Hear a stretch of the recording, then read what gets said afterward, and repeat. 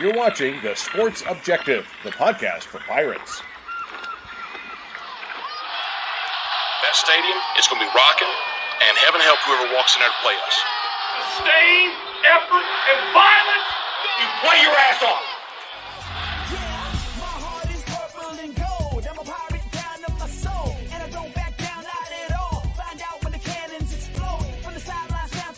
You're watching the Pirate Preview on The Sports Objective. Join us every Tuesday night on YouTube Live as we're joined by beat writers and other media members as we take a look at what lies ahead for the Pirates. Now, here are the guys. It is a first down. Pirates. Welcome in to the Pirate Preview. The Pirates taking on Houston. Senior Day on Saturday at 2 p.m. Bubba, very excited to have our guest back, one of our favorites. Even though, I know he's University of Houston, but he's one of ours. Yeah, obviously always excited to talk East Carolina, Houston, with this guy. And welcome back in from the Cougar Radio Network, Ted Pardee. Ted, we appreciate your time. Awesome. No, Bubba, you and Dave are the best. I appreciate you guys asking me to be on. Love catching up with you guys. Love doing our preseason stuff. And hey, we've been thinking about this one now, guys. Who would have thunk 2 6-4 teams matching it up, huh? Crazy.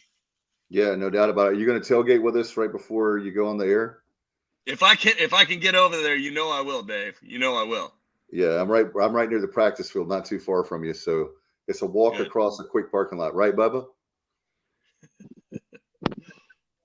I guess he's having some difficulties there, but Ted, welcome. Bubba's just speechless. He's like, yeah, exactly. Come on, best tailgating in all of Greenville. Come on, of course we know that, right? That's right, and you guys, we've improved from the double wide in the sky, as Terry Holland used to say, former athletic director, when it comes to the press box. So working really hard. And we were talking pre-show, but you guys have done a tremendous job with upgraded facilities, something we're working on right now with Pirates Unite. I was telling you about that $60 million campaign for Pirate fans that they know about it, but an indoor practice facility, upgrades to the baseball. We've got luxury boxes there for baseball. It's going to be really cool. Plus upgrades to Minji's Williams Arena for basketball. So a lot of cool things. They've have I guess like an auxiliary weight room, if you will, for the Olympic sports and for baseball. And so a lot of effort. That fact, that's almost completed. It's right adjacent, right near the baseball field. So at Clark LeClaire. But anyway, we've been working really hard on that. And you guys, and I also read an article about it's for Cincinnati. Dustin Hoffman said it takes 10 years to become an overnight success. And Cincinnati worked 10 years. I read an article about them, about their facilities and all that. I don't know how long you guys took at Houston, but in other words, this stuff people don't realize with fundraising and all the blueprints and all the plans and everything, it takes time to make this happen. It's not something that's done overnight to raise the money, and then you've got to build it too. And you know how there's always snags and delays for this or that with construction. It's the truth. We've talked a lot about this. I love the stadium. I love what, I remember back before the boneyard, before the end zone was there. So I'm exactly in the picture in the background there. So, so I love the luxury suites, the press box area. That's incredible. You guys have really done a great job of upgrade. The stadium's awesome. Stadium's fantastic. At Houston, we had to make some tough calls because we were sort of, we were stuck in a rut. We were in the Southwest Conference. We didn't get included in the Big 12. We go to Conference USA with the rest of, with you guys and a bunch of guys, and we felt like we were like a boat without a rudder. We were just kind of listing around. We had some great leadership, but it really, I got to give a lot of the credit to the current leadership that's been in place for a long time, starting with Chancellor Renu Couture. She is amazing. She supports athletics so much. She loves our university, and so she's the sort of the spark.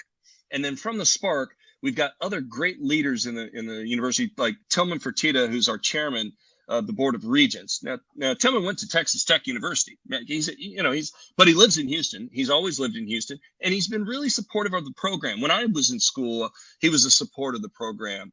he became the owner of the Houston Rockets. He owns the Landry's Restaurant Group. He's an incredibly influential guy, but you can't make that one guy foot the bill for everything, right? So he's one person who helps motivate others to give. And so we started with our football stadium. We had to build a brand new one. The old stadium was built in the 1920s, and it was an old concrete monster that just it was not applicable to what we have today. We built the new stadium. That was the first peg in sort of the process. We built an indoor facility for our basketball or for our football team, a full 100-yard indoor facility with another side 50-yard turf fields for the offensive line. So that was like phase 2. Phase 3 was renovating our basketball arena. So Hoffheinz Pavilion was a historic building in Houston, and Phi Slamma Jam and all that stuff from the old days. Oh yeah. But we raised the money. Then the new sort of, they basically gutted the whole building and rebuilt it from the ground up, and it's amazing. It's an incredible facility to watch. It's sold out season tickets.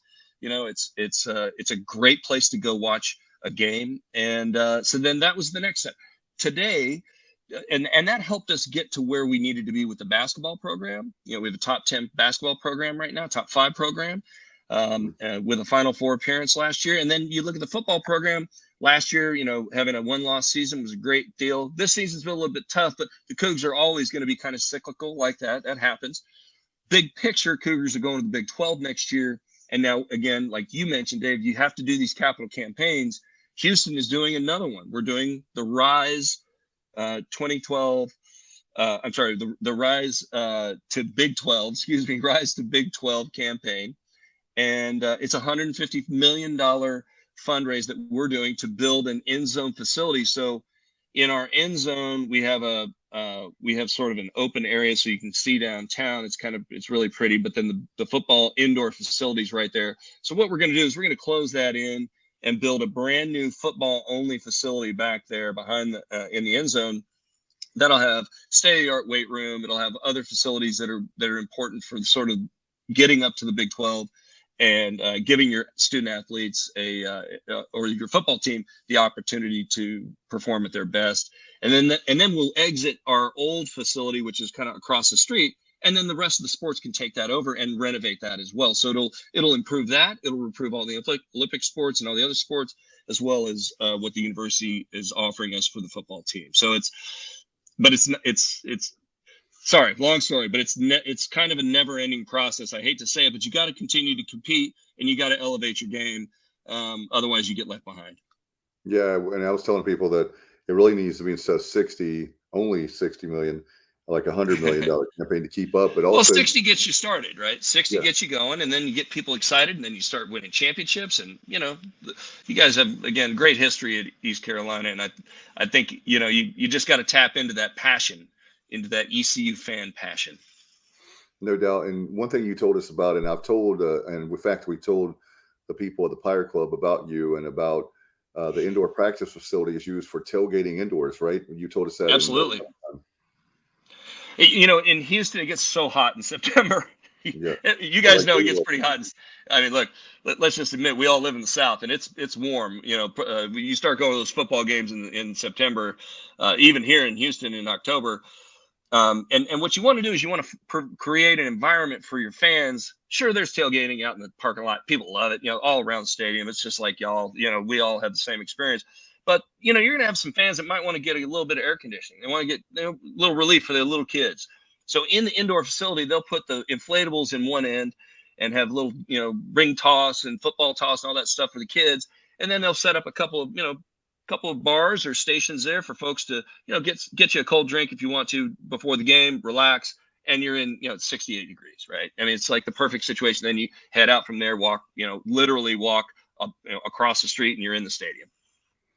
Bubba, can you pony that up? I'm trying really hard to get that 60 million. I mean, I know if I could, I would.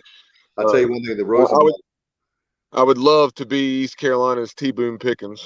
Yeah, if the Rosenbaums were wealthy, there's no question that we would be light years ahead of where we are. There's some of the best, not only best people, and I'm not just saying that because Bubba's a part of the show, but They're Yeah, really he good. is. No, I'm serious. His mom and dad, and they're good people. You want to talk about fans? They travel everywhere. People complain about start times and this, that, and the other. The Rosenbaums will be Not the traveling. Rosenbaums. Yeah, we were at Nippert last Friday night. What a heartbreaker that was, and we'll certainly talk some football here in a moment. Yeah, before we talk football too, and I hate to bring it up, but Bubba and I were going to talk about the tragedy yesterday, about obviously the Marshall tragedy, because we have a tie to that being November 14th, 1970. Yes. And after Marshall plays us, it's the plane crash, and it's a great thing. It's an unusual kind of tie bond that we have. Anyway, we've had players to talk about it, so we're going to talk about that, and then I want to get your take as a former football player about the UVA situation. We talked about it last night on our show, but just from a former football player, the big time that you guys in the old days of the Southwestern Conference. But talk about that, about UVA. I just can't imagine a former football player killing former teammates. I'm so saddened by it, and I think we all are. Football is a big extended family, is the way that I've always felt about it. I grew up, you guys know, we've talked about my dad, and I grew up in football, and my kids are in football, and I've got a son who's a coach in the XFL, and I got another kid he plays at TCU. He's having a heck of a run this year, and so but that's what football is. Sure, we love our team, but we also can respect our opponents. We can respect our teammates, and I have to believe that this is a tragedy that's because of mental illness. It's not because people will say all kinds of things, but the truth is, we have to care for our student athletes as humans and as people. And we have to do a good job of identifying medical problems, including mental illness. I think people overlook mental illness because it's so difficult to identify, and so it's an easy thing for people to ignore, and or to say that other reasons are why it happened. And I'm to my best friends in my life today are my friends that I played football with. The guys that we're all a bunch of 53, 54-year-old men now. We're old guys, gray hair, all this stuff. But you know what? I can go. Houston played Memphis, and Andre Ware was calling the game for ESPN, and Chris Pesman, our athletic director, came up, and the three of us we're all brothers. I mean, we played together, we sweated together, we cried together, we won games, we lost games together. How could you hurt a teammate? How could you do that to a teammate? Even if you don't like your teammate, you know what? Doesn't matter, because guess what? Time moves on, and then guess what? Yeah, you know what? Maybe I was a jerk, and I like all my old teammates, all 100 plus of them, and it just breaks my heart, because it's so it's a problem that we got to figure out a way for our country to embrace, understand that mental illness is real, and that it's not something to be scoffed at or snickered at. It's real, and to take care of our fellow citizens, because it's everywhere right now. It's everywhere, as we've seen. No doubt about it, and I appreciate your honesty on that, especially when you're talking about. We were talking about that before. It's not Democrat, Republican. It's a real issue that hopefully we will take seriously one day, and not sweep it under the rug, so to speak. But speaking of Andre Ware, he called the game, and I appreciate him. If you know him, tell him thank you, because we were very upset with some of the calls, and he was very candid about a 2-point conversion, and there was different calls that were not made. The play-by-play guy even said home cooking for Cincinnati. So I appreciate the fact that that's one thing that really hurts, is that I don't know what it's going to take for. I felt like an NC State fan, but they always that was a tough one. That y'all played a great game. I think that and Dre's he's a pro. He's so good at broadcasting and doing what he does. He was a great quarterback too. Oh yeah. And he's a great dude. You guys, I'll tell you, your record doesn't. Our records might be the same, but I think our years have been very different. I think that East Carolina is a great football team. The UCF game says so much to me. The NC State game, I cried. I wanted you guys, I'm cheering for you guys. but that's football, and that's what happens. But I think you guys have a nucleus, and you've got a great team there, and you've got some you got some winners, and that can carry on to next year. That can carry on. No doubt. Talking about a winner, and this guy has played an awful lot of football. That's Clayton Tune. He's already thrown for over 3,000 yards, 30 touchdowns, as opposed to just, I think, 8 picks. And then he's also ran for in excess of 400 yards and is the team's leading rusher. And talk about the season that Clayton's having. So what I'll tell you about Clayton Tune is in October, he eclipsed 10,000 passing yards at the University of Houston. He moved into the top 3 behind Case Keenum and Kevin Cobb. So he is a rare quarterback in an elite group up there. When I can talk about the top 3 quarterbacks and I don't mention Andre Ware or David Klingler, that's a special number and that's a special group of quarterbacks. So he's, Clayton's a tough kid. We've talked about this through the years. He got injured the past 2 seasons. 2 years ago, it was his left hamstring, and last year it was his right hamstring. So he wasn't perfect the past 2 years. And so he's really struggled through. Last year, he sucked it up. He played. A lot of people didn't know it, but he had a hammy all season long, but he gutted it out. He toughed it out.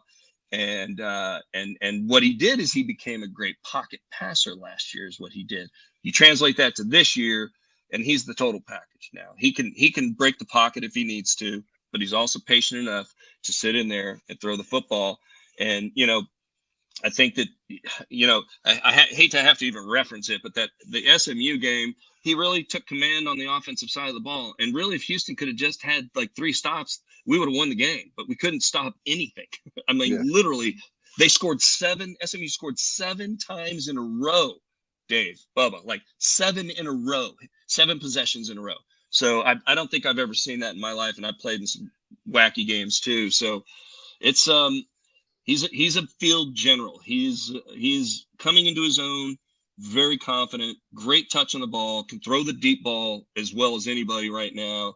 That game-winning pass he threw to Matthew Golden this past week, it shouldn't have come down to the end of the game, but he took charge. That's what he does. And one thing I want to mention too, first of all, Ted, 2 things. One, if he doesn't make it in your Hall of Fame at University of Houston, I don't know who does. Number 1, I didn't know. I knew he was already there. I didn't know it was that elite company until you just told me. I didn't know it was. I knew it was a lot of yards. But the other thing I'm looking forward to is, if you're a college football fan, this is probably one of the most underrated games. And you say Dave, but you take Holton Ahlers versus him. Holton Ahlers, two great quarterbacks. It's like a heavyweight fight, so to speak. And I hate to like hype it up a lot, but it's like, how in the NFL they'll say Aaron Rodgers against Tom Brady. It's kind of like that for us in college football, especially in our conference. These are probably arguably wouldn't you say, the 2 best quarterbacks in the league? They've got to be right up there. 2 best quarterbacks in the league, best running back. You guys have the best running back in the league. You've got, there's so many things that we can talk about. The history of our 2 universities. And the history, I think you and I will be talking in 5 years or 10 years about was the Ahlers against Tune matchup better than the Keenum against and I'm drawing a complete blank here, against Patrick Pinckney. Pinckney, yeah. No, after Pinckney, it was the quarterback from Houston, actually. Shane Carden. Shane Carden. Gosh, sorry about that, Dave. I blew that one. I should have written it down. But anyway, the Shane Carden Case Keenum games. I mean, wow. So this is a matchup that's worthwhile. Your fans hopefully are going to be hyped up. This is this is the kind of game you're gonna see some fireworks. You're gonna see some offense, and sort of buckle up. Let's see what happens. This is, Bubba, like the Wild Wild West, right? I mean, you have Houston. We're not in the West, obviously, or the Southwest Conference, but man, a lot of points, video game numbers, I think, on Saturday. And rattling off some of these offensive numbers for both of these teams and the skill guys. Obviously, the Pirates have very talented and proven receivers like Isaiah Winstead and C.J. Johnson. But tell us about a guy you talk about how the quarterback matchup involves probably the two best quarterbacks in the league. Tell us about Nathaniel Dell, one of his top, or not one of his top target. So the thing you got to know about Nathaniel Dell, first off, is don't let his size fool you. Everyone's going to look at his size and they're going to be like, oh, he's 5'10", 185. Come on, man. Like, that he's tiny. So he goes by the nickname of Tank. So when I hear Nathaniel, I almost forget like who he is. It's Tank Dell. And let me tell you about Tank Dell. Tank Dell is probably one of the most unique, explosive receivers that you're going to see in college football. He has the ability to go full speed and like 4.4 speed at full speed and stop on a dime and then reaccelerate to full speed within 3 steps, 4 steps. His stop and go ability is unique. It's so rare I can't compare him to anybody. He looks a little bit like Marquez Stevenson, who plays for the Buffalo Bills, played at Houston, but Marquez was like 6 feet tall. So this guy's even smaller. And what he does, you'll notice he'll catch the ball and it looks like that DB's got a bead on him. It's going to hurt him. And at the last second, he'll like do a little, like a basketball move, like a pivot, like he's going to go behind the back, like dribble behind the back. And so it glances the hit and nobody gets a good hit on him. Nobody can hit this kid. Now he's taken a couple hits for sure, over the middle, deep stuff and all that kind of thing. But his short game, ball control possession catches are unbelievable. And normally I would never say a kid that's, somebody 5'10", 185 has got a chance in the NFL. This guy's going to be in the NFL. He's too unique. He's that kind of a guy. He's got that unique talent that's just incredible. And I know you said you could not think of someone to compare him to, so it's probably a stupid question. But for longtime Pirate fans, since you referenced Case Keenum, one of his top targets was Tyron Carrier, and he was a smaller receiver. Any comparisons there? Tyron, great guy. He's a coach, by the way. He coached at Houston for a little while, coach at West Virginia. He's with he's at Texas A&M Commerce right now, playing or coaching the receivers there. Great guy. Tyron was a track guy, and he had a great indoor track career and he was really a track guy first. So when you think about Tyron, you're thinking about that kind of top end speed. And that's why he was such an incredible return man. Tyron I think he probably tied for all-time kick returns at Houston before Marcus Jones got here last year. So Marcus blew everybody's records out. But Tyron was that kind of guy. Tank's even different than him. I'm telling you, Tank is. You'll see what I mean, Bubba. When you see Tank Dell out on the field, he's small. You're gonna look at him, you're like, this kid. But man, I'm telling you, he's crazy what he can do, and he never drops a pass. That's the other thing. He catches everything. And that's very important. We have a lot of receivers, like in the college level, that they're more worried about the hit or they're more worried about the yards after the catch. The first thing you have to do is catch the ball. That's right. No doubt about it. The one thing I will say is hopefully for East Carolina's sake, the biggest Achilles heel has been special teams this year. We even had the run back for a touchdown. They didn't call a block in the back, but American officials, I could comment on it. Coach Houston was, to say livid, he was the most out of character I've ever seen him. And for the Cincinnati game, but special teams has been really hurting us, especially one thing, Ted, that you can mention on the broadcast, you can share if you want, is the holder. Luke Larson has the same number as, it drives me crazy, Holden other shows. They say Holton Naylor, he's number 12. He's the punter.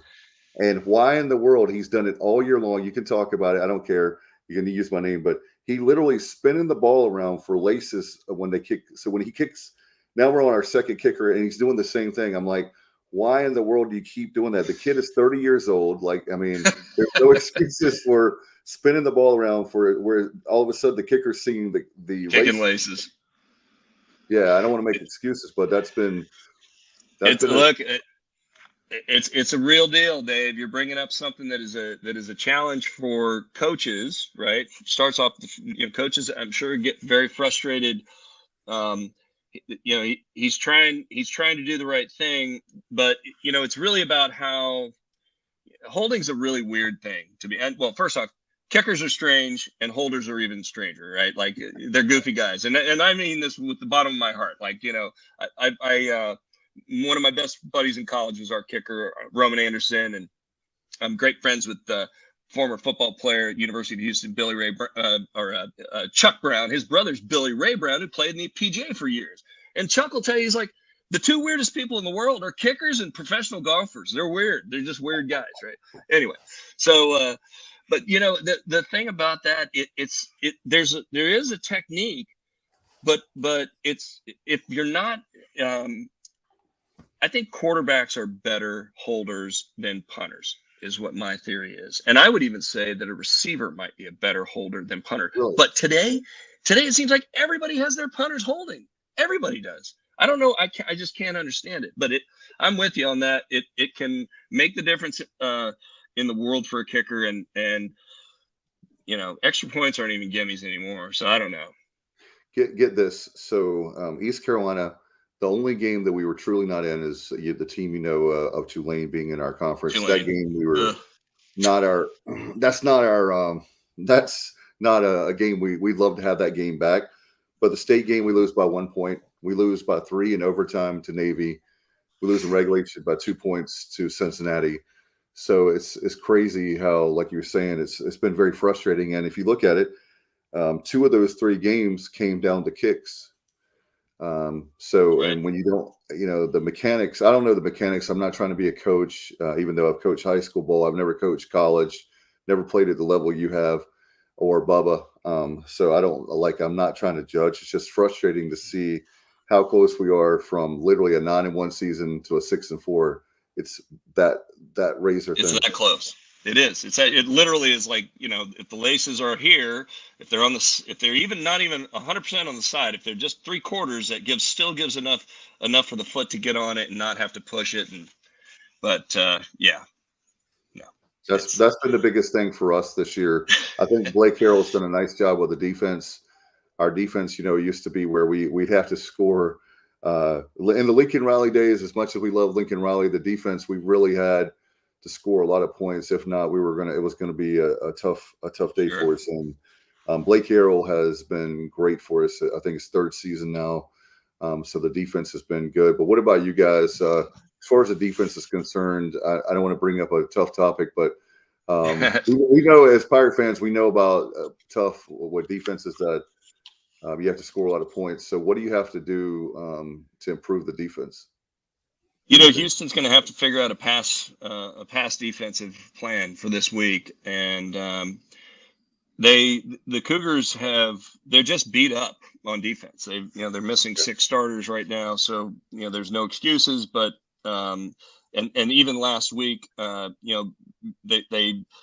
took it on the chin with having the nickelback was injured last week, so we had to start a guy who's never started before. So.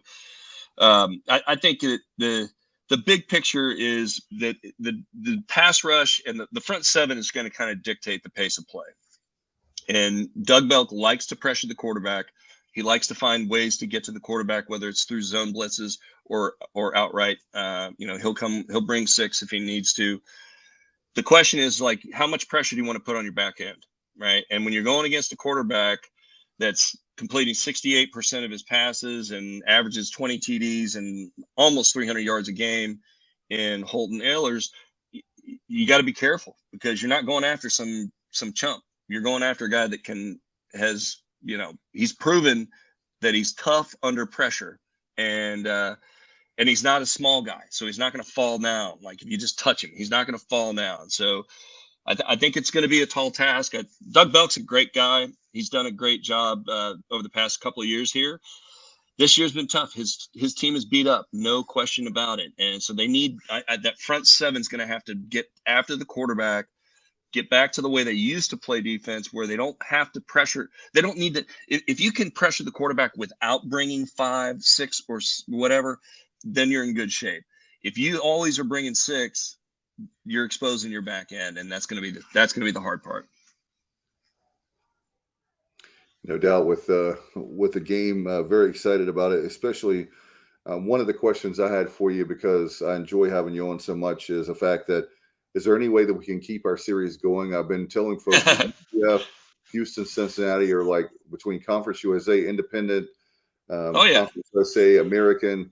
They'd love to keep the series going, and especially not only for football, but also obviously for basketball too. Basketball too, yeah. I hope so. I hope we can find a way to keep it going. I know that Houston's going to be, they'll have 2, I think, or 3 slots open for non-conference. I'm not sure exactly. Next year's going to be a little bit weird because Texas is still in, and OU are still in the conference, so it's going to be great. I mean, we're excited about that. Don't get me wrong, but it's going to be a little weird.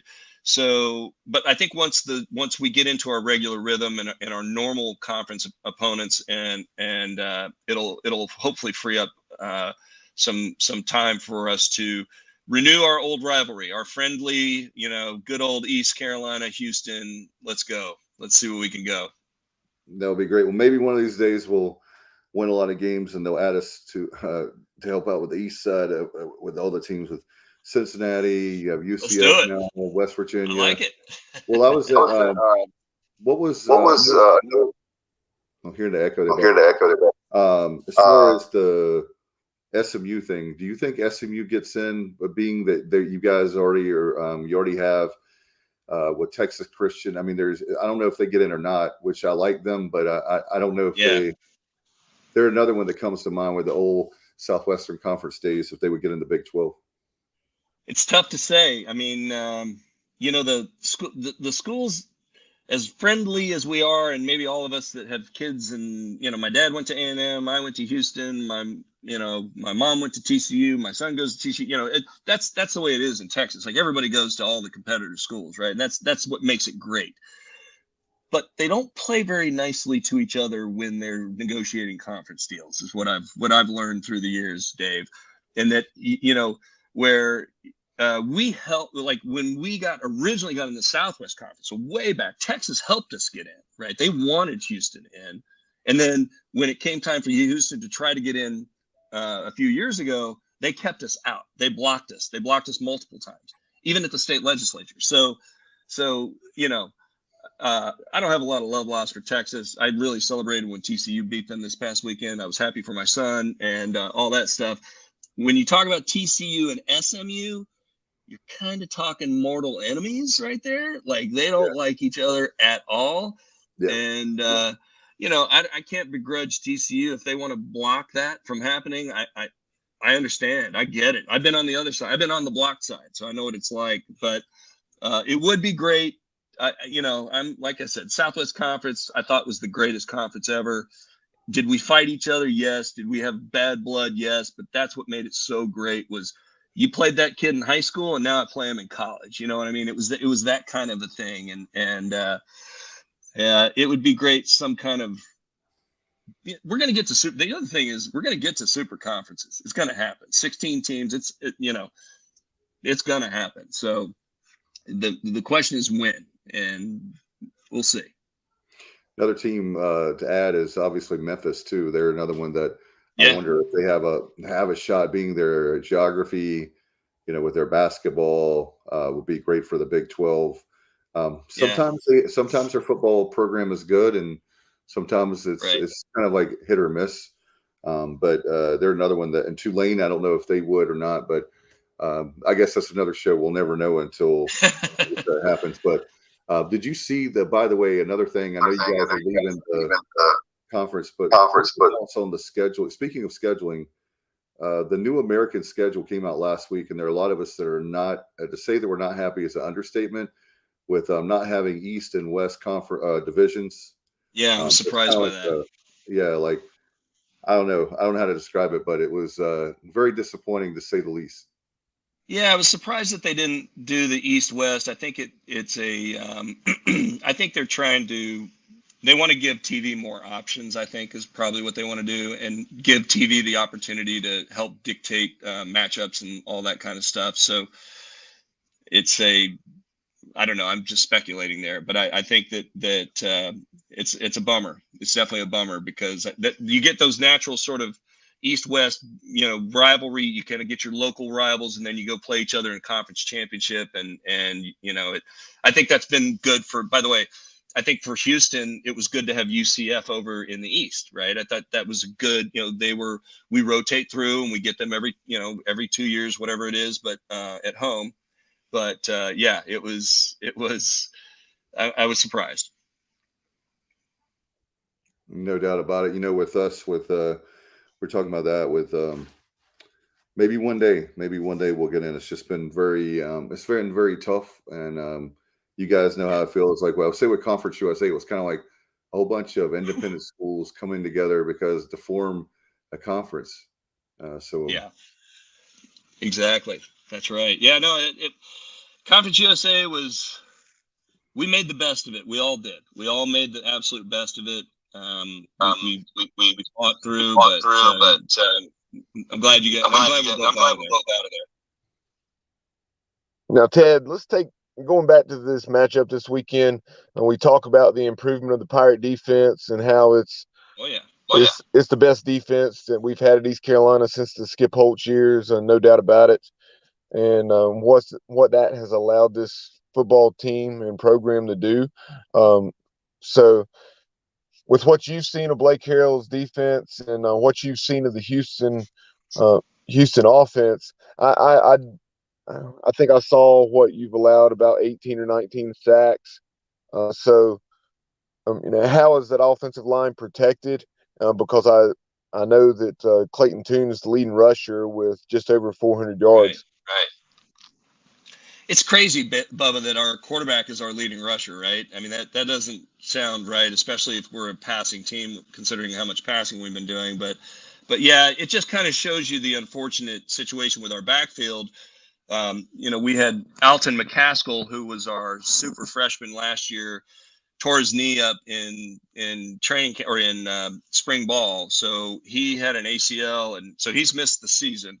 And so it's been sort of trying to figure out who could step in and help out. So you had kind of the combination of Brandon Campbell and Stacy Sneed, who's been kind of the sort of the puncher versus the runner. Stacy Sneed's a smaller, quicker back, has really carried the load recently because Brandon Campbell's been a little bit dinged up.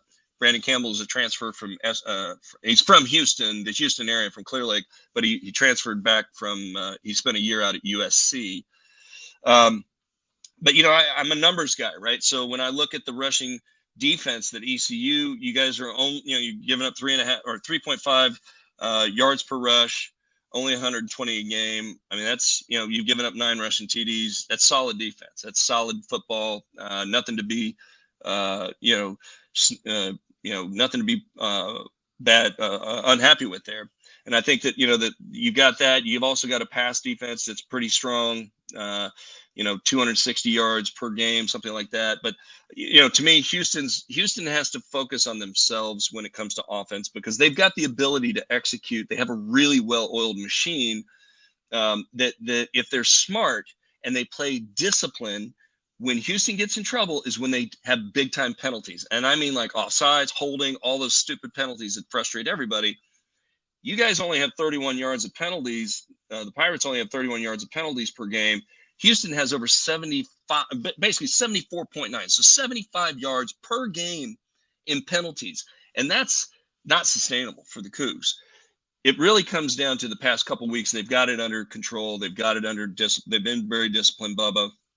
But, so if they self-destruct, that combined with a good ECU defense is going to make it more difficult for Houston to be successful. So those things they got to keep control over that.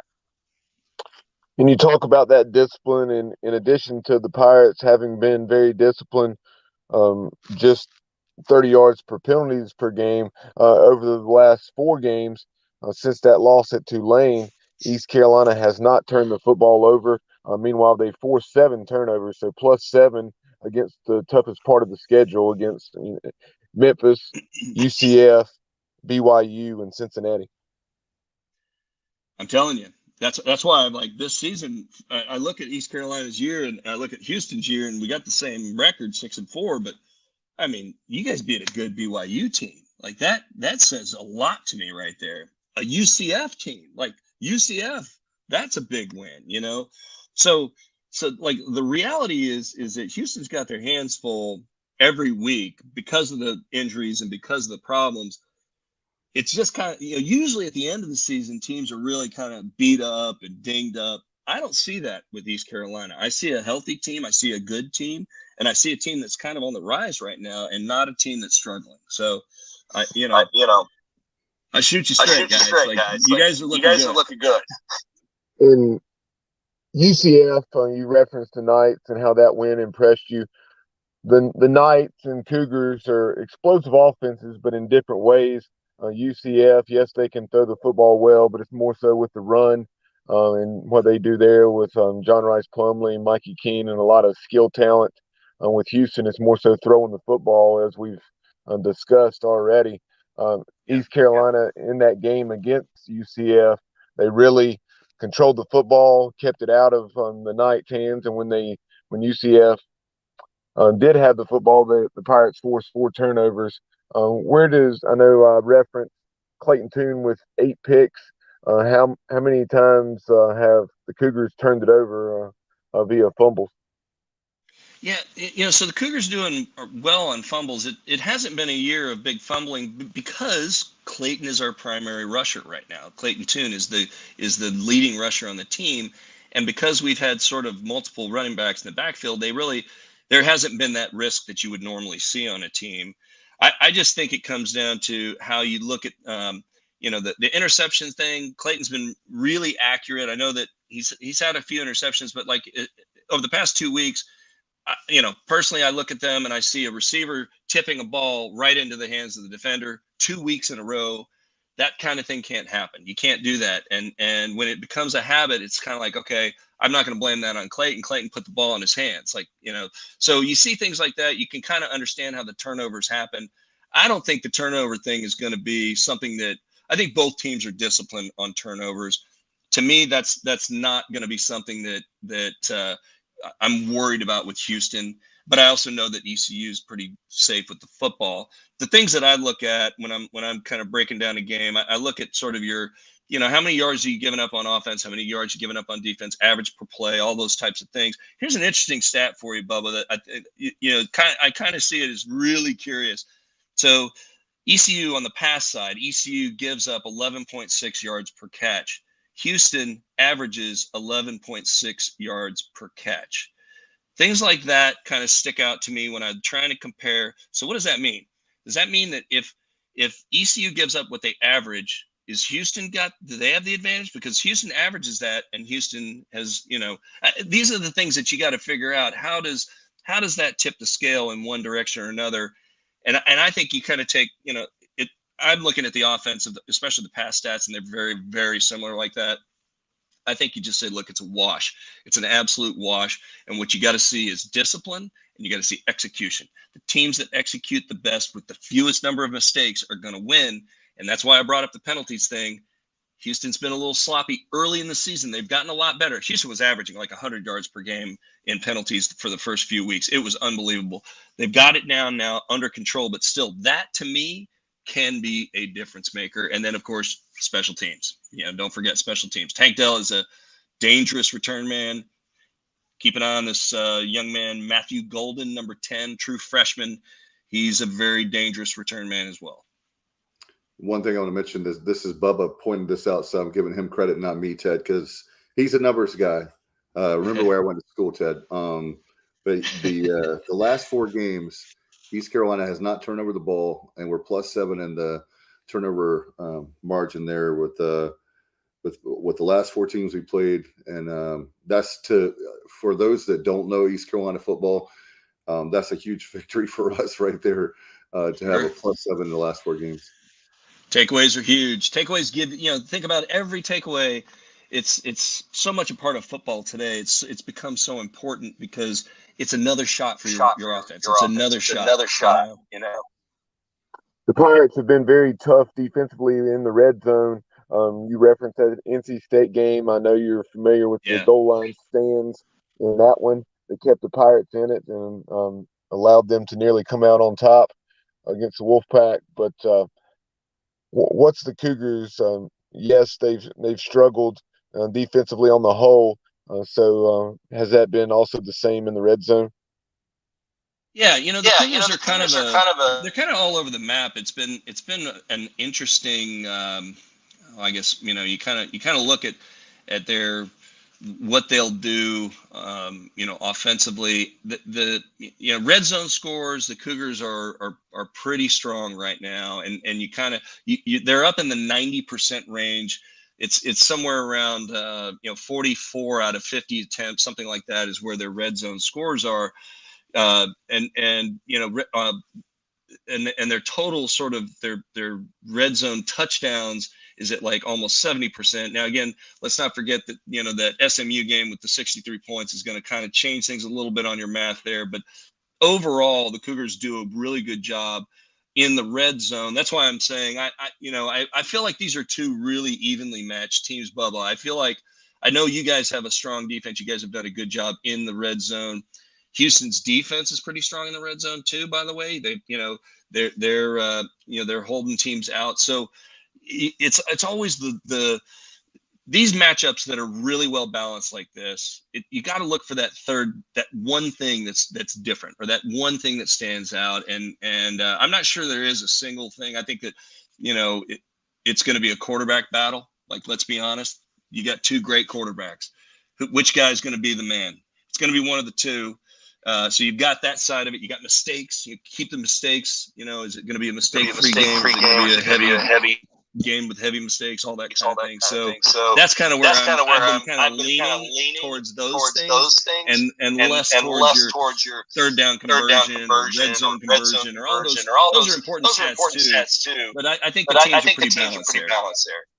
Ted, you mentioned how the Cougs have 6 starters out, and that's something that has obviously been a tall task to overcome. But can you be more specific there? What positions are those guys? Has it primarily been on the defensive side?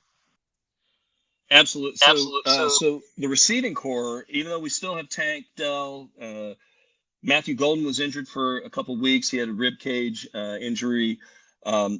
Houston also had a young man that transferred, Joseph Manjack from USC, played receiver at USC last year, went to Tomball High School, which is in North Houston, decided to come home. So we actually had 2 kids from USC transfer to come to Houston, which was awesome. Guys that are Houston kids that are coming home. Manjack made a one-handed catch in that first game of the season. He's a big, explosive guy, kind of a possession guy, but really a great receiver. And we lost him for the season. So a guy like that, you just can't replace that, right? So Houston's been working hard with their number 2s and their number 3s. They've had great production recently out of their tight end crew. They'll come in with 2 tight ends from time to time, but I think that you think about this receiving core that Houston has, and you've got an unflappable Tank Dell, number 1. You got Matthew Golden, I mentioned him, number 10. You're going to see another guy, number 8, Keyshawn Carter. He's kind of an unsung hero in this offense because he's a big possession guy. He's a big guy, about 6 feet tall, has great hands. And then another guy that's a transfer from West Virginia, Sam Brown, has really emerged over the past 2 weeks as a big-time playmaker. He had double-digit catches against SMU. So that's kind of been those are the highlight guys that you're going to see a lot coming from in the game. And we'll see. At running back, I think I mentioned Brandon Campbell and talked about Stacey Sneed. Tayson Henry, who got injured early in the season, number 4. He's been a great back for us the past couple of years, transferred from Texas Tech. He got injured, but he's back as well. So, 3-back rotation right now in the backfield, but those key receivers that I mentioned are the guys that are playmakers. And Ted, one final thing I have for you. I know you've been generous for your time tonight. Appreciate it as always. Coach Logan was talking about, former East Carolina head football coach, was talking about this summer. He did a radio interview, a local interview, and he was talking about the very fact of how our team now reminds of when he was coaching, because every single game is going to come down to the fourth quarter. Fourth quarter There you games have it come down to the final possession. Like sounds like coach speak. But he was talking about that, and it's funny how he's a very smart man. But it's funny how our seasons played out that way, very similarly. Yeah, it is. I mean, I think that you know, not to sound like the big whiner, but man, injuries get you, and the injury thing has been tough. I think that that D line that Houston started the season with looks completely different right now than it did. So really just lost some guys that were, you know, leaders out there, and it's hard to replace the upperclassmen when they get hurt as well. So I think, you know, if you look at the two teams, we're a pretty good mirror image of each other in many ways, and I think that you guys probably have the edge a little bit defensively right now, and I think that Houston might have a passing advantage. But those are the only advantages on each other that I can call out. You know, maybe we haven't talked much about special teams. That's something we could kick up here. Yeah, it's a pretty evenly matched game. Yeah, you read my mind, Ted. That's where I was heading next. Dave referenced on the Pirates special teams how we did allow a kickoff return for a touchdown on Friday against Cincinnati. Even though we did get clipped and blocked right in the middle of the back with the guy breaking down to make a tackle, but still should have made the play. And the PAT field goal team has been the primary source of our special teams woes. And then a time or two on the punt team has caused been a cause for some concern as well. But tell us about those special teams. Yeah, so, you know, I mentioned Houston has a nickelback named Jace Rogers, and he was injured last week. He couldn't play, unfortunately. He's also a big-time return man for the University of Houston. So Jace is he's kind of the explosive guy. He has a kickoff return for a touchdown this year. He's has averages 40 yards per return. He's kind of a big play guy, as I mentioned. Also, I mentioned that Matthew Golden he's a true freshman receiver, but he's doing pretty well. He's averaging 23 yards per return. But then you start looking at punt returns, and it's really Tank Dell. Tank Dell is the guy, the receiver. He's dangerously explosive, averages about 12 yards per return. His longest is 35. He's waiting to break one, but it starts with the return game. The other thing I would say is, Houston's had pretty experienced with overtimes this year. I've seen more onside kicks recovered than I've ever seen in my life by Houston. They've got a tight end named Christian Trahan, who's 6'4", 245, and he's that jumper guy on the onside kick. I think we've had 4 this year that we've recovered. You kind of think about that in your special teams mix up. And then you start looking at your kickers, right? And I talked a little bit earlier about kickers, and Houston's got a good punter in Lane Wilkins. He's an Australian rules style punter. So, and he's an Aussie, so he's an older guy.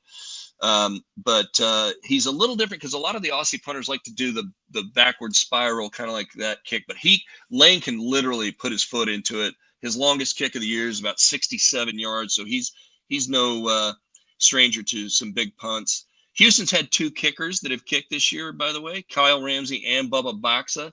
And Bubba is a transfer from University of Miami down in Florida.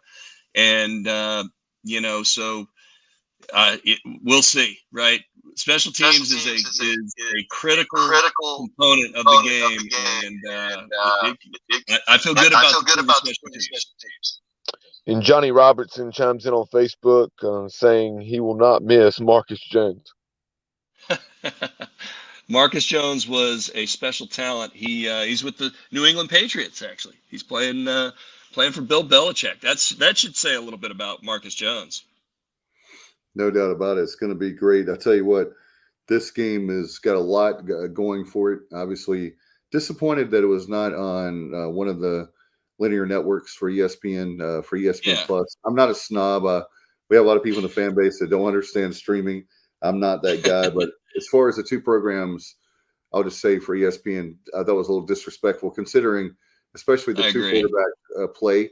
You guys, I love the radio broadcast. So, I'm a radio guy. So I'm going to be what I do is I have the TV sound turned down and I listen to the radio broadcast, and it drives people crazy that know me because they're like, the play is not synced up. And I said, well, you can do it certain ways where you can, but how can people, before we let you go, how can people listen to your broadcast? And again, thank you so much for spending like an hour with us plus. Yeah, no, of course, man. You guys are awesome. Anytime, for sure. Now, the Learfield Houston IMG network is streamed on the Varsity Network. It's an app, free app you can download and listen to the game for free. If you're in H-Town, you can listen to me on AM 950 KPRC AM radio, and or follow me on social media at Pardee Time, Pardee _time. Ted, we did have one more question for you from Conan on YouTube, just addressing Houston, UCF, and Cincinnati moving on to the Big 12. Very quickly, where do you see them in the pecking order in that league next year? That's a great question. That's actually a great question. I think that I've seen a lot of Big 12 football this year because my son plays, as I mentioned, my son is a quarterback at TCU. So I've seen a lot of their football games. Big 12 is good football. Houston played a great game against Texas Tech this past year. Texas Tech has had a up and down season. They looked red hot at the beginning of the year. Houston should have beaten them. Overtime, we gave up 4th and 21, if you can believe that. We gave up a first down on 4th and 21. The first year's – look, I'm going to be a realist. I think the first year is going to be a little bouncy for all three schools. I think that Cincy and Houston are both down this year. I thought that UCF was okay this year, but I think they're just showing that they're regular. They're human too, like everybody else, right? It's the end of the season. You're dinged up. But I think that ultimately, and I'll throw BYU in there, I think ultimately it's going to strengthen that league. I think that next year is going to be an interesting year because Texas and Oklahoma are still there. Oklahoma's in trouble right now, guys. Like, if they can't hang in their own conference, what are they going to do in the SEC? But Houston, we've beaten Oklahoma before. We beat them in Houston a couple of years back. Houston was not afraid of anybody, but I'm just glad that Houston's going to be back in the conversation again and finally get to play those old rivals that we used to have back when I was playing. It's going to be great. Thank you, Ted, so much. And hopefully we can play an old conference foe in Houston very soon. Thank you so much. Hope to see you on Saturday. Thank you for your time tonight, man, as always. Always, Dave. You and Bubba are the best. Thanks, guys. You are. Good night. Bye-bye. Appreciate Ted very much there. I know he spent a lot of time, Bubba, but that's why we love having him on. He does a great job there with Houston Radio and being as the analyst, and very excited for this game. By the way, last week I checked in with the ticket office. They'd sold over 40,000 a week ago more. That's tickets sold. So let's see if we can – I don't know where it is now. If I had a guess right now, Bubba, you're the numbers guy. I'm going to go with the average. I'm going to say we're at 43,000 and some change. I hope it's more than that. But that's where I'm going with how many tickets are sold, and we still have a few days to go. So if there's any way possible we could get like 45, 47,000 in that range, is what I'm hoping for. But I will say 43,000 tickets sold. I don't know how that translates to butts and seats, but certainly we'll be at our average come Saturday. Again, get your tickets, ECUPirates.com. You can call 1-800-DIAL-ECU and talk to our good friends there. Coleman Spain, appreciate him. In fact, Bubba, we were talking about, let's make Coleman have a very stressful week, and he would be the first to tell you he takes pride in his work and selling out tickets. He does a great job, ECU alum, and all the folks there in the ticket office, they do a wonderful job. Let's give them a stressful week. Let's sell out the place. I would love that for senior day. Think about Holton Ahlers, all the great seniors who could have transferred. They could have gone other places, but they stayed with us. and through thick and thin. So let's do that and celebrate that. All right. So let's go to the Mike Houston, right? Yeah, Mike Houston, as well as some of the seniors, Holt Nailers, Miles Berry, Xavier Smith met with the media today, today being Tuesday. And of course, we have those comments in their entirety on our YouTube channel, but we're wanting to bring you some of the highlights of what Coach Houston had to say about the outgoing seniors in their final game at Dowdy Ficklin, as well as Holt Nailers, who has rewritten the record book. And yes, he played in more games than some Pirate quarterbacks, but what a tremendous career for Holton, and nothing but respect for that young man and the way he represented the Pirates on and off the field, and the way he carries himself and what he's done to get this program back to where it is and where it will go in the future. So let's go first to those comments from Mike Houston about the East Carolina seniors and what it's going to be like on senior night with this class. It's meant so much with this program's return to prominence. Well, Holden, Coach, just what do you think emotions will be like Saturday pregame? I mean, every senior day is emotional, but it just feels like this group, especially the guys that took 6-year seniors, maybe it'll even be more emotional with them, given what they have done with this program. Well, I think that's, and that's why I'm going to talk to them about, that group, before then, is just, this, you got to still try to keep your emotions in check to a degree. I mean, it's certainly a chance to honor them. And, I still remember my senior day, we all do. But it's, you want to make sure that you play the game that you envision on senior day. So I think it's going to be a mixture of, managing those emotions and then, using those emotions to fuel you. Certainly I think this day will be very emotional for our fan base. I think it'll be emotional for me for the same reasons as just, this group has achieved a lot. And, I'll never forget them. And they'll always, be a part of Pirate football and just a great story with Pirate football. Coach, what were your first thoughts when you heard what happened at Virginia? And can you imagine anything like that? How that program is trying to cope with that, because football is such a family type deal? It's first off, just it's horrific. I mean, it's devastating. I mean, I can't imagine going through that. It's painful enough to hear about it and watch it, but you spend so much time with these kids and you become so attached to them, and it would be very similar to your own children. And I think it's a parent's worst nightmare is something like this happening. And so our thoughts and prayers have been with them all week. What they're going through, you shouldn't be going through it, and it's a terrible story. And so just I hope that they're able to process this appropriately, honor the lives of those that were lost. We continue to pray for the two young men that are still hospitalized, and hope that they can navigate that as best possible. But there's really it's hard to put into words. So.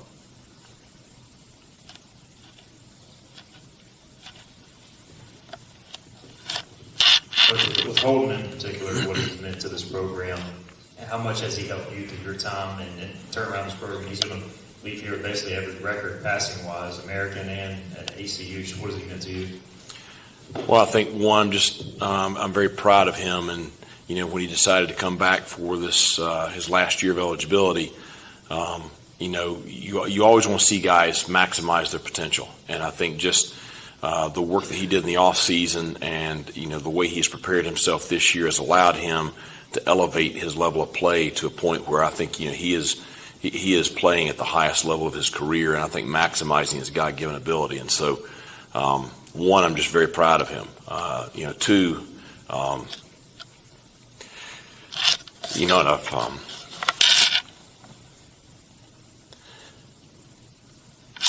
he's just a special kid. And we're obviously very close, and I care about him tremendously. And I'm just thankful that we've had our time together. And so just excited to see him finish his career here. Hope Saturday is, another great performance for him, but also for us. But, he has meant a lot to our football program and a lot to me.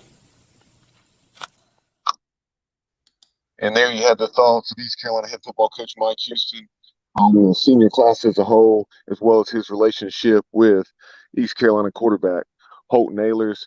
Holton spoke to the media as well, and he was asked specifically, about his time as a Pirate and seeing the program go from where it was when he arrived prior to that 2018 season and where it currently stands as a program that is on the verge of competing for championships once again and getting back to the level it was all those years ago when Shane Carden, who will be in town this weekend, was behind center, as well as back to his childhood during the Skip Holtz years. And hear those comments from Holton. Well, Holden, senior day Saturday, how much are you trying to maybe compartmentalize that, but also kind of let it soak in a little bit? Yeah, it's kind of tough to do both. There's obviously a lot of my mental aspect of it's going to preparing for Houston. But at the same time, I'm just going to enjoy this ride that I've had. That's kind of what I've done this whole time. It has probably hit me more than I thought it would earlier in the week. But, one more game in Dowdy, and, I'm just thankful for this ride that I've been on and that these seniors have been on to change this program. So, obviously this week's going to be an emotional one for a lot of us. Just when you spend so much time at a place and at a time changing it, and when we got here, it wasn't the way it is now. So, just super thankful for that. And, it's definitely going to be a tough week. At the beginning of the year, I remember you telling a story about you and Miles talking about changing the Pirate program. How well do you think you accomplished that through your 5 years here? Yeah, our goal coming in this thing was to get back to bowl eligibility, and then obviously return for our 5th year. We want to get to a conference championship, which we really didn't get done. But everything happens for a reason. We're still just proud to be here. We're thankful. I said it last interview I had is every time we step on that practice field and every time we step on that game field, it's a blessing. And these seniors know that. That's what's special about this class is we appreciate the times that we've come from. There was times when we were struggling to win one game. We have the opportunity to win 9 this year, and obviously it starts this week with Houston. But I think walking in that locker room, it's totally different than it was when we got here. How do you think it's going to feel walking into Dowdy last time? I don't know. I couldn't tell you. It's definitely going to be emotional. Especially for me and Miles, and obviously senior day and all that's going to be emotional. But when me and Miles walk out there for the captain's walk one last time, that'll definitely be emotional. And it's been a great group of guys, that came in with and that have stuck through hard times. And in the age of the transfer portal, it's really easy to just go to another school that's winning maybe right now, especially when we were younger. But we stuck through it and wanted to see this place win. So one thing that Miles and Expo said is that it's fun again. Yeah, absolutely. Yeah, practice is fun again. Just going in that locker room. Just the mood of everyone. It's just you can tell that people appreciate where we've come from, especially these older guys. And like I said, when we first got here, it was tough to win one game. And now we're in every game and have a chance to win every single game. And obviously in football and in life, everything's not always going to go your way. But just appreciative to be in the situation that we're in for sure. Speaking of emotion, earlier today, Coach Houston had his press conference talking about you. He got emotional. Yeah. What does he mean to you? Yeah, a lot. He's the one behind all of this, behind all that. And he didn't even really recruit this senior class or this 5th year class. But he's certainly the one that changed it. He's the one that put in the program for us to change it, and we bought into it early. It was hard, that first year or two. It was super hard to even go to practice and to go out there. And there was times when a lot of us probably shouldn't even been playing, with our bodies hurt and stuff like that. But that's just football, and we gave everything we could for this university, and he certainly has too. Holden, you've faced your fair share of criticism early in your career, especially as a hometown guy. You probably had too much pressure on your shoulders unfairly. I guess how did you maybe find a way to overcome that, not listen to that, and and reach this point? Because I don't know if you ever thought about what it would be like playing at another school, but you stuck it out here and you succeeded. Yeah, for sure. I mean, I knew it sounds crazy, but I knew when I was 17 when I committed here that I was going to be. I mean, you go into a program that's losing, there's going to be criticism, especially when you're playing the quarterback, especially being in the hometown. So I knew going in that I was going to face some hard days, and probably didn't know how hard it was going to be. But once I got older, and I just kept the circle around me that the people that have helped raise me and my friends that have been with me since I was a kid. I just kept them close and trusted in them, and they trusted in me, and just belief that if you keep your head down and work hard, then everything else will work out. And certainly that's what I did, is just kept my head down and didn't listen to the outside noise, whether it was praise or criticism, and just saw the brighter days ahead. We're at those days now, and bowl eligible for 2 years in a row now is a big accomplishment for this program. From when we walked in, it was we hadn't been to a bowl game in a while. So yeah. All right, comments from Holton Ahlers. Press conference before the game, and it's going to be a great game Saturday at 2. And that'll be at right now we're going to let you know that we have a basketball for Hampton tomorrow. And so make sure that. All right, Pardee, I'm Dave Richard from the Pirate Preview here on the Sports Objective. Good night, everybody. Go Pirates. I'm a pirate down to my soul, and I don't back down, not at all. Find out when the cannons explode, from the sidelines down to the post. Put it down like not even close, all out to the last whistle blow. From the flag with the soul and crossbones. Everybody stand up, get your hands up, let the team know that we got they back. This is our house, this is our town, our time, record 19, copy that. Everybody in the stands go bananas, scream loud, baby, don't hold back. Every foot, every yard, every first down, every touchdown with the cannons blast. Get it on, get it all, get the wave going.